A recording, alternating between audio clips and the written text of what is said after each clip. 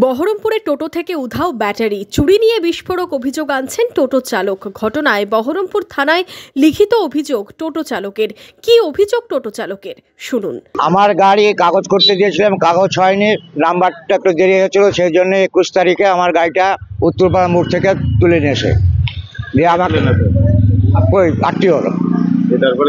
তারপরে এখানে নিয়ে আসলাম, নিয়ে এসে বললো যে গাড়ি দিয়ে নিলে, দিয়ে একটা কাগজও দিলে না, কিছু দিলে না, একটা নাম্বার টুকে দিলে, আমার গাড়ির চাবিতে একটা নাম্বার দিলে, গাড়িতে একটা নাম্বার লিখে দিলে, আর খাতায় একটা নাম্বার লিখলে, লিখে বলছে তুই বাড়ি চলে যা, নাম্বার আসবে তখন তুই আসিস। আজকে আসছি, তা আজকে হচ্ছে কয় তারিখ, আজকে 5/12-তে গাড়ির নাম্বার হয়ে গেছে, গাড়িটা নিতে আসছি, তা ব্যাটারি নাই, ব্যাটারি চুরি করে নিয়েছে। কারা চুরি করেছে? প্রশাসনের লোকে চুরি করছে, ডিউটি করছে যখন প্রশাসনের লোকে করছে। কোথায় ছিল গাড়ি আপনার? গাড়ি আটটি অফিসারের সামনে স্টেডিয়ামের মাঠে। কি চাইছেন আপনি? আমি ব্যাটারি চাইছি, আমার ব্যাটারি নাহলে আমি গাড়িটা কি করে নিয়ে যাবো ঠেলতে ঠেলতে। অভিযোগ পাওয়ার পর ঘটনার তদন্তে নেমেছে পুলিশ।